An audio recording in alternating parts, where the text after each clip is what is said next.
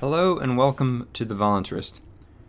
So, I have been juggling these two ideas in my head for quite a while now. So, there's on the one hand, we've got to seriously start considering the future of the ideas of liberty and how we expect them to survive. And then doing whatever it takes to ensure their survival. And then on the other hand, the need to always remain in compliance with the non-aggression principle, because it is a universal principle, and violating the non-aggression principle is necessarily a moral wrong, which must be avoided. So there are some situations in which these two ideas or goals come into conflict. And one such situation is the immigration debate, especially in the United States. So the way this works is Adam Kokesh and Stefan Molyneux had a debate on this, and I've prepared a short little video snippet of Stefan arguing with himself. Look at Somalia. It's an average IQ of 68, which means up until a couple of decades ago, more than half the Somalian population would be considered functionally retarded. That is not a situation where you're going to end up with a Jeffersonian appreciation of the finer arts of the Republic and the deferral of gratification essential to a dedication to a free market. If you've got Mexico, the average IQ is 88. And trust me, the smartest people came long ago. Now we're on the left side of the bell curve. And so we have a situation where in America, 37% of whites want larger government. Sorry, 37% of whites want larger government. Among foreign-born Hispanics, only 12% of them want smaller government. And so we have the influx of people who are reliably going to vote for larger and larger and larger governments. Among whites, more than 1 in 10 are libertarian-leaning. Hispanics, it's 1%. 1%. And so we do have this situation that if you're going to have voting, and if voting is a way to do something to affect the political process, then what happens is when you bring in people who want more and more government and larger government, you're going to end up with a continual growth of government, with the continual hoovering up of welfare resources, with the continual hoovering up of medical resources, and you're going to have this horrible crash, which I seek to avoid, because historically, when you look at how these crashes work out, millions of people suffer enormously. I don't care. Do you believe that the non-aggression principle is a universal principle? You can appeal to some imaginary domino consequentialism and construct a scenario whereby there may be greater violations of the non-aggression principle down the road. But the fact is that you're willing to break the non-aggression principle in the organization of your society. So then the non-aggression principle is not universal. Well, some guy could come up and say, well, you know, I need to beat you up right now, because if I don't, I can construct a logical scenario wherein 10 people are going to beat you up tomorrow. Okay, beat me up. Right? We understand.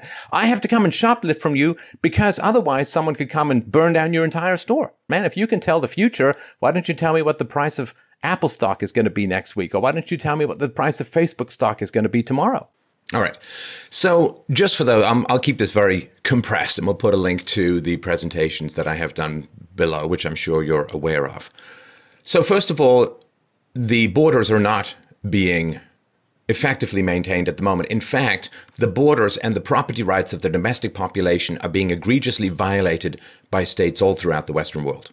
The reason being, of course, as you know, that the majority of immigrants from the Third World who come into the West sit on welfare and take other free government assistance programs, including things like schools, and they use up precious resources which they did not pay for, which are funded by the domestic population and, of course, based upon the economic enslavement of the next generation through debt and bonds and other instruments. So it's not so much that the borders are not being maintained at the moment. It's the fact that the governments are inviting in and forcing the domestic population to pay for a group. So the initiation of force is against the domestic population. Now, of course, I wish that weren't the case. I wish, as everyone has said in these, from Milton Friedman onwards, if there was no welfare state, borders would be much less of an issue. But the initiation of force unfortunately is represented by immigration at the moment. So then there's no such thing as principles for you. It's all consequentialism. You won't make decisions based on principles. You'll make decisions based upon consequences. There are no principles that you can ever, because anyone can come up with some kind of convincing set of dominoes that is going to break your principle. So let me sort of give you a silly example. I'm not saying you're claiming any of this, but, there are people who say, well, if you had National Socialism, then the migrant crisis wouldn't be occurring. And the migrant crisis is so terrible, blah, blah, blah, blah. And they're like yearning for Nazism. Because the consequence, like there's no principles there. The fact that Nazism is National Socialism, that it's totalitarianism, that it's, it violates the non-aggression principle every time it opens its beak. They say, well, I prefer that to this consequence. They have no principles, right? It's just some consequentialism allows you to override and scrub out of existence any principle that you want, because you can always construct some scenario which is supposed to maintain your principles. But you have no principles because you can make up consequences to get rid of principles whenever you want. Many immigrants into the West are vastly higher in terms of their proportion of criminality relative to the domestic population. So you do have higher rates of criminality occurring. I mean, just look at what's happened in London under Sadiq Khan. That the people who are going into Europe, who are making up the no-go zones, who are disproportionately committing crimes, these are not adding to Europe's GDP. It is a massive drain upon the scarce resources within the society. And as far as these populations go, either government gets smaller because of a horribly violent crash in a civil war, or there's some way of reducing it through the political process.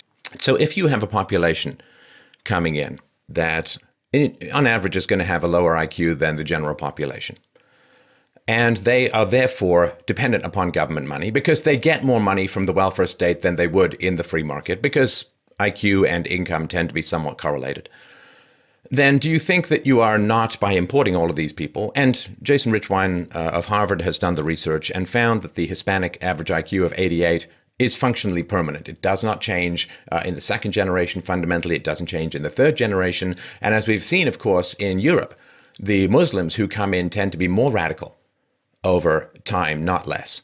So the people who've come into the country, who have set down their roots as the result of the flow of free stuff coming from the welfare state, what do you think is going to happen when that free stuff runs out? So we do understand then together, I think we agree on the principle that a third world immigration robs from the domestic population. And if you want open borders, you're going to get tens of millions of people in there. It's going to be way more than enough to swing any election against smaller government. So if you want smaller government and you want it achieved through a political process rather than from horrible hellscape Mad Max collapse, then you're going to need to keep people in the country who want smaller government, and you need to find some way to disincentivize people from coming into the country who want bigger government. Otherwise, your political ambitions will be nothing. What if it causes the end of the world? You can make anything up like that. Why do we want to end slavery? Because slavery is immoral. Why was National Socialism immoral? Because it was a massive, systemic, horrifying series of violations, almost endless series of violations of the non-aggression principle. Why is communism so evil and immoral? Because it is systemic, universal, almost infinite violations of the non-aggression principle. And so the non-aggression principle is a central moral principle. And that's what we build society around. Like human liberty is an essential moral principle, and therefore you can't have slavery in a moral society.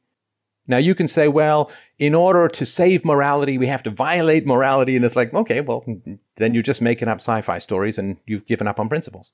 Admittedly, parts of it don't make as much sense as I would like it to, because I had to pull some clips out of context. But really what I'm just trying to do here is it kind of represents like this internal struggle in libertarians, because Stefan Molyneux is really one of the biggest champions of the debate for, at least within the libertarian community, of controlling the border for the sake of maintaining a somewhat liberty-friendly demographic in the voting base in the United States, so that the ideas of liberty actually have a chance of being enacted into policy in the long term.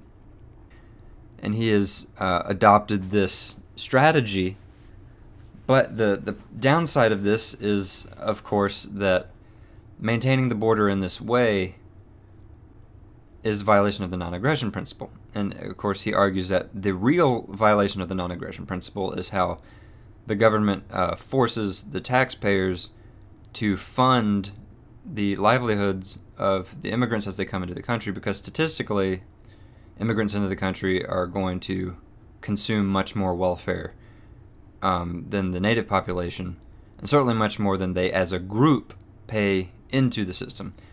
And that's very important, is the as a group, and statistically as a group, and all of these things which describe the immigrants on the whole. So what's really important to understand is the non-aggression principle addresses interpersonal interactions. That is to say, interactions between individuals. And I've done a few very good, in my opinion, videos on the non-aggression principle, discussing its shortcomings, how I think it can be improved, how to interpret it, what it really means, in my opinion, and I think those are some of my best videos by far. Please go check those out. I think it's called Discussing the Non-Aggression Principle, from maybe a few months ago was the latest one. But it addresses individuals, actions between individuals. So when you examine a problem like the U.S. border, and we say, yes, as a group, immigrants into the country are going to consume more welfare, more stolen funds than the native population is going to. So we can choose a smaller problem over a larger problem, in the words of Stefan. But the problem here is that when you control the border, that is a violation of the non-aggression principle. You're restricting the freedom of movement. And you are restricting the movement of individuals as they cross the border. And to make matters worse, you are justifying the restriction or the obstruction of these individuals' freedoms of movement. You are obstructing their freedoms, and you are rationalizing this obstruction by applying group statistics to the individuals. You are taking negative attributes of the group as a whole and applying them to the individual at the border and using it as justification to violate their freedom of movement. That's a no-no. You don't do that. That is never okay.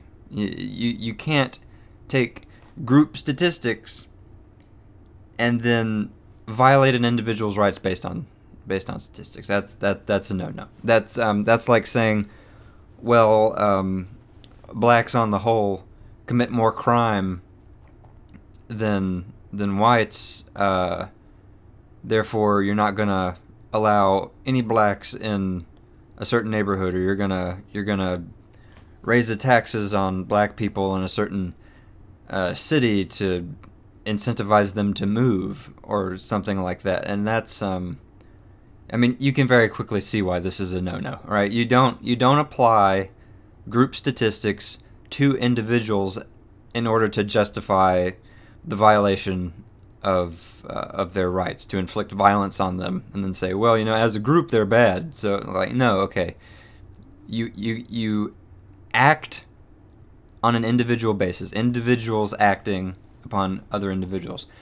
The goal of the policy might be to address the problem of the group, but that doesn't change the physical reality of the situation, where you're going to be acting against individuals, maybe several individuals all at once. Who knows? Maybe they came small group in a bus. Maybe there's a caravan of a couple thousand of them trying to cross the border, and you've got to turn them all back at once.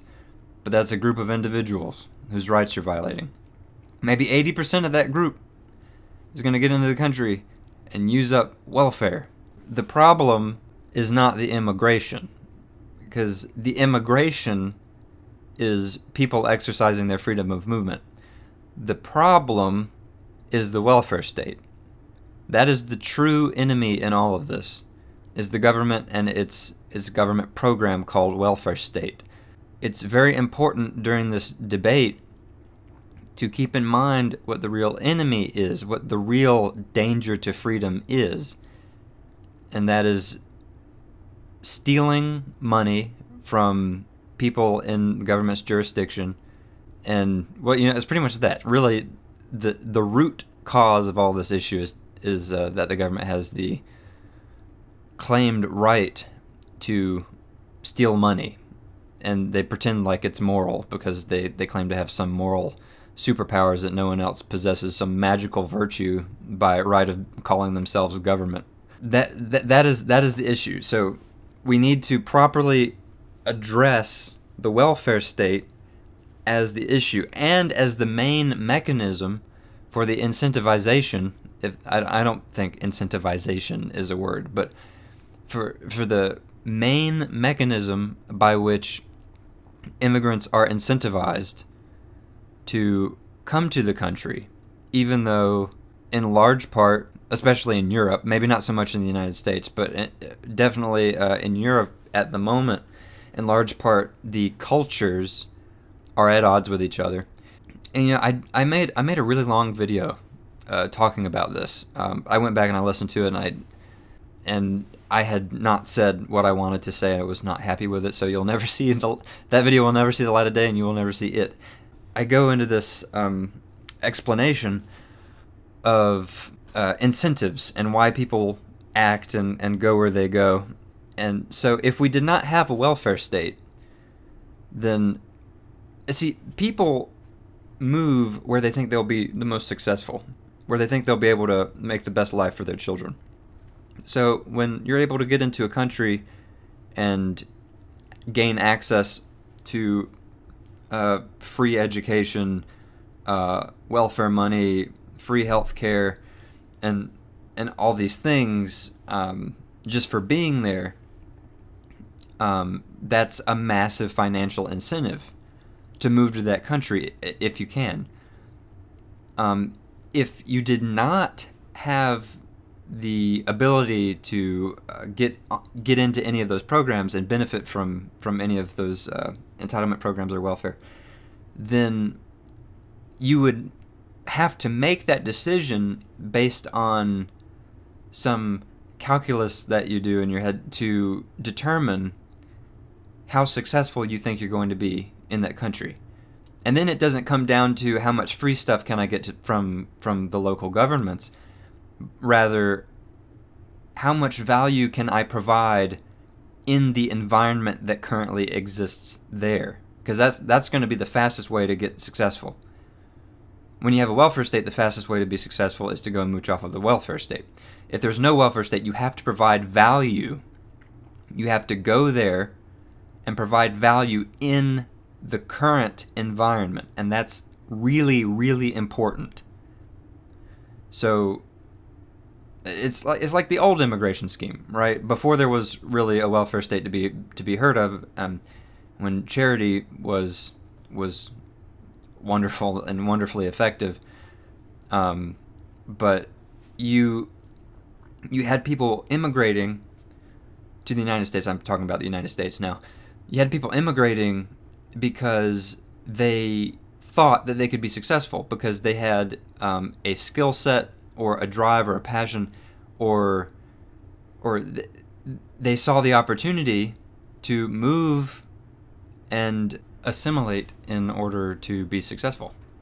So with this knowledge in mind, we can achieve the same goal as border control in terms of creating an environment in which the ideas of liberty and respect for private property and all that stuff can survive and thrive if we dismantle the incentive structure for opposing or dangerous cultures, or members of opposing and dangerous cultures, to immigrate into Western nations and make it more difficult to sustain the ideas of freedom as they gain, or they or their children gain, the ability to vote.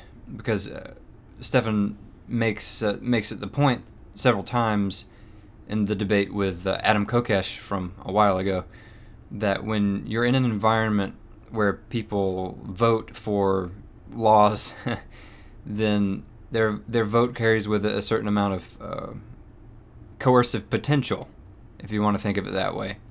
That's kind of a controversial statement, depending on which branch of libertarianism you're from. But when you vote, you're endorsing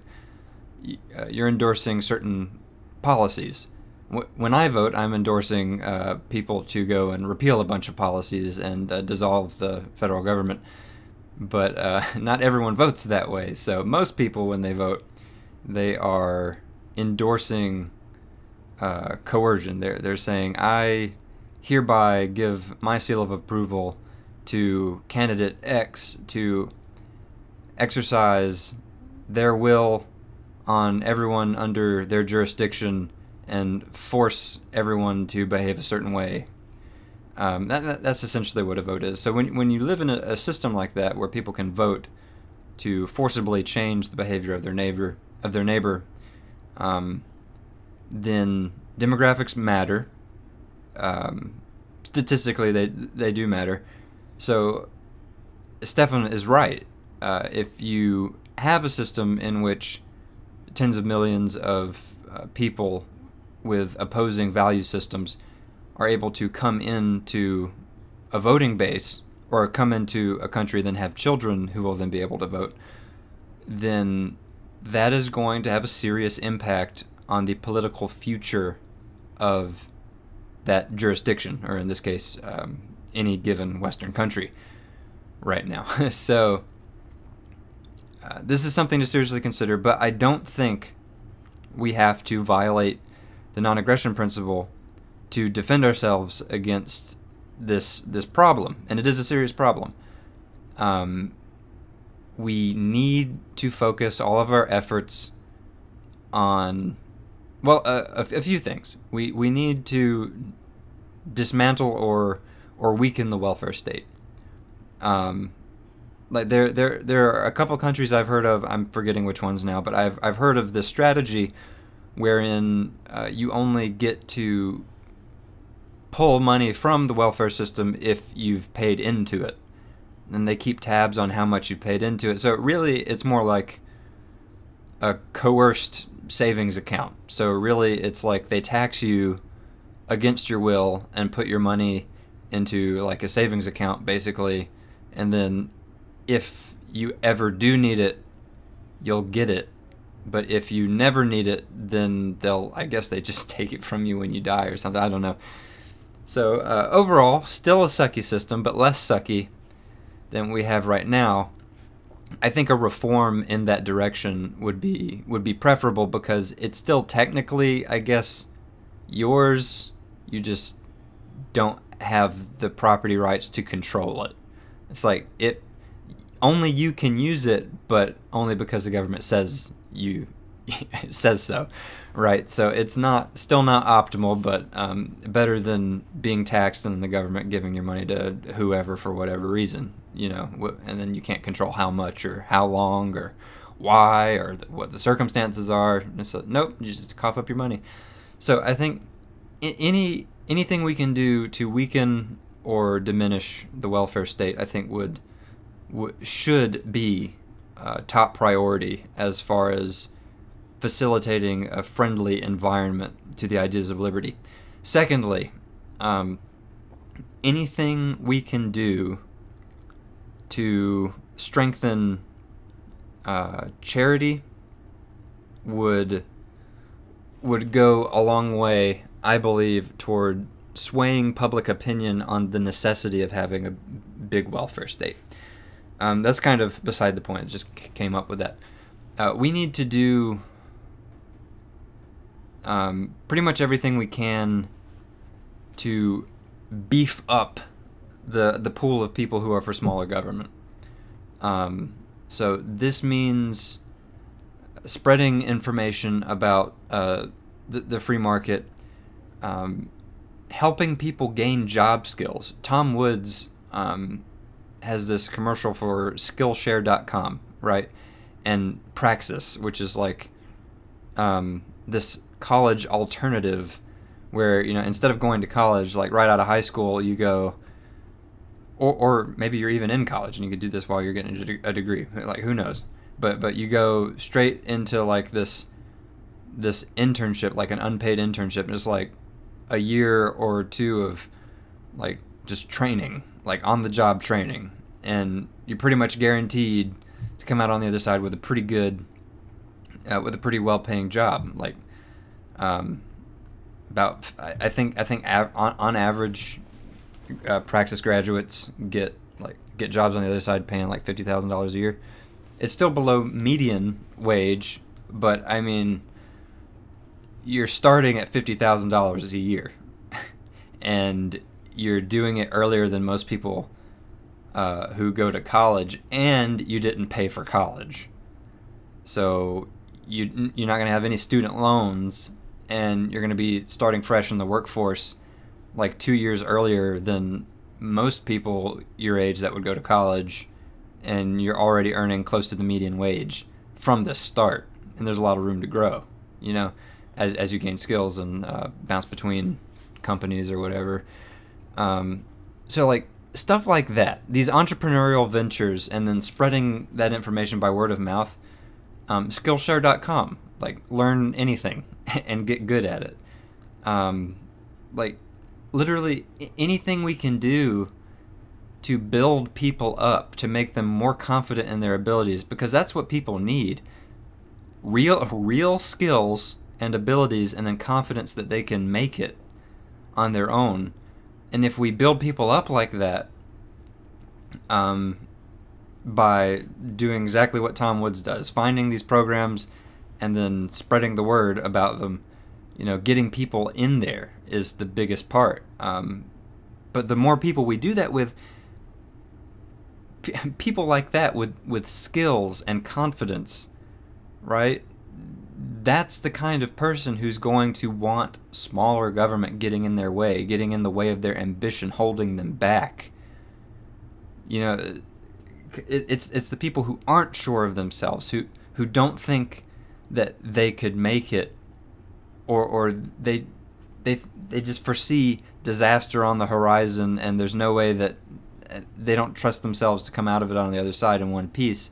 So they need a safety net. They need government there to bail them out if something bad were to happen. And if we build people up and give them real solid hope and the abilities to back it up, the training, you know, to push them into this realm of confidence, then you know, they're not going to really see the need for it anymore.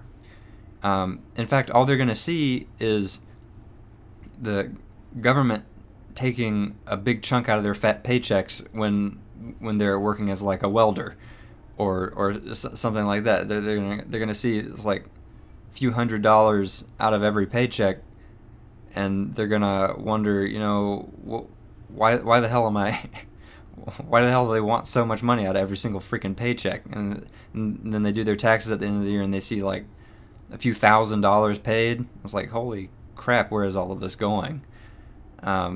So people who work, people who are confident, they feel the cost of supporting a massive welfare state, among other things. Massive wars we shouldn't be in, for one. That's a timely one right there. But the more people we get into the job market, the less need people will feel when they're considering, you know, do we need a welfare state? Do we not? So I mean, isn't it weird? Yeah, libertarians must be the bad guys. They want everyone to be competent and be able to support themselves and be confident and happy and earn a lot of money. Yeah, that's must be the bad guys over here, because that's where we're trying to push people to be able to earn all the money they could want, and then oh my gosh. And then meanwhile, there are some political groups that depend on the dependency of certain people. So they have no political power if there isn't a massive permanent underclass of people dependent on government money. But that is a conversation for another time. So thank you for watching this video, and I will see you in the next one.